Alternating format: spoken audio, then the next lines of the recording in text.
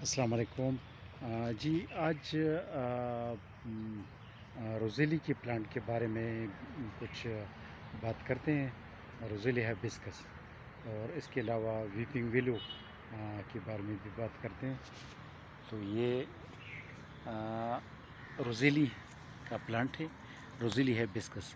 یہ pink variety ہے، pink colour کا، اور یہ جو ہے یہ اس کی جیمز بنائے جاتے ہیں، اس کی فلاور کی ایک فلاور ٹائپ فروٹ ہوتا ہے اس کا، اور اس کو پھر توڑا جاتا ہے، کلیکٹ کیا جاتا ہے، اور اس سے جیمز اینڈ جیلیز بنایا جاتا ہے۔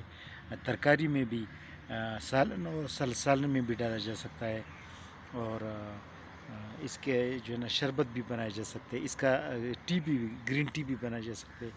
کئی طریقوں سے یہ استعمال ہو سکتا ہے۔ تو روزیلی پلانٹس بھی ہمارے پاس دستیاب ہیں، اور یہ ماشاءاللہ تقریباً فٹ سے بھی زیادہ سائز ہے اس کا۔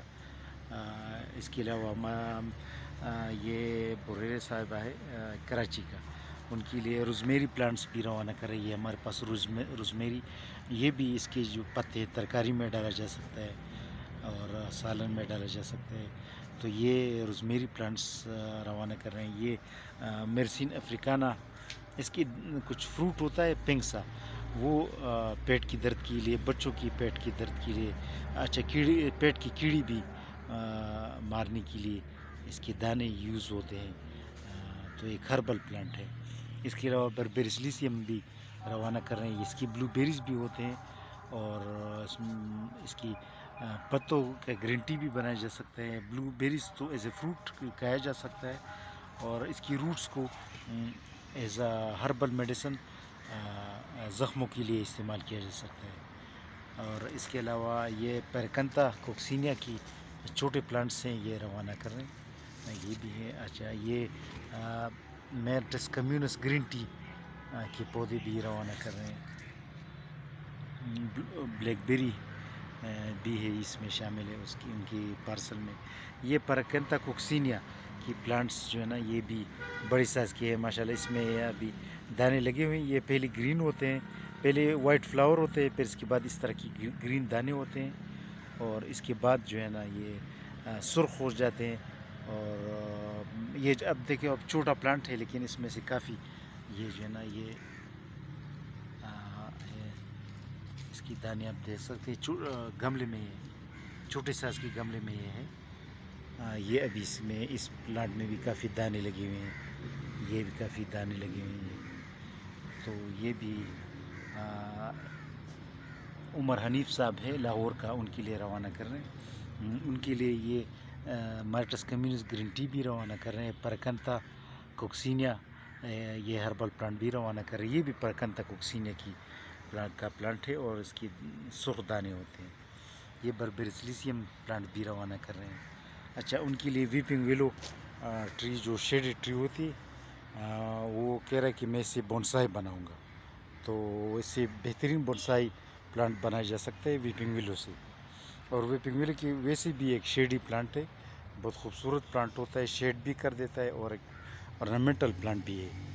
تو ان کے پلانٹس بھی ہمارے پاس دستیاب ہوتے ہیں۔ یہ آپ دیکھ سکتے ہیں، یہ ویپنگ ویلو سے اس لیے کہا جاتا ہے کہ اس کی جو شاخیں نا، پتے نیچے کی طرف اس کی شاخیں جاتی ہیں، ہر شاخ اس کی نیچے کی طرف جاتی ہے، تو اس طرح اس کو ویپنگ ویلو کہا جاتا ہے۔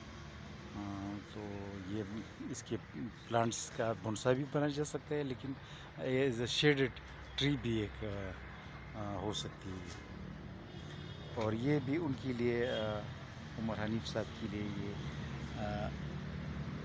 بلیک بیری، ریس بیری کی پلانٹس، اور یہ یلو ریس بیری کی پلانٹس، یہ میسور ریس بیری کی پلانٹس روانہ کر رہے ہیں۔ یہ ریڈ ریس بیری میں ماشاءاللہ یہ دانے بھی لگتے ہیں۔ یہ بھی ہم بعض چھوٹے چھوٹے پلانٹس ہوتے ہیں، لیکن یہ فروٹس شروع کرتے ہیں۔ بلیک بیری، ریس بیری میں یہ خاصیت ہے، سارے بیریز میں یہ پہلے سال فروٹنگ پہ آ جاتے ہیں، اور ہر سال پھر فروٹنگ اس کی زیادہ ہوتی ہے مقدار میں۔ یہ سلور بیری کی پلانٹس ہے۔ تو اور یہ آلو بخارا کا پلانٹ ہے، بلیک امبر آلو بخارا، یہ گرو بیگ میں ہمارے پاس بھی دستیاب ہوتے ہیں، بلیک امبر آلو بخارا۔ تو اس میں ہماری فوکس روزیلی پرتی.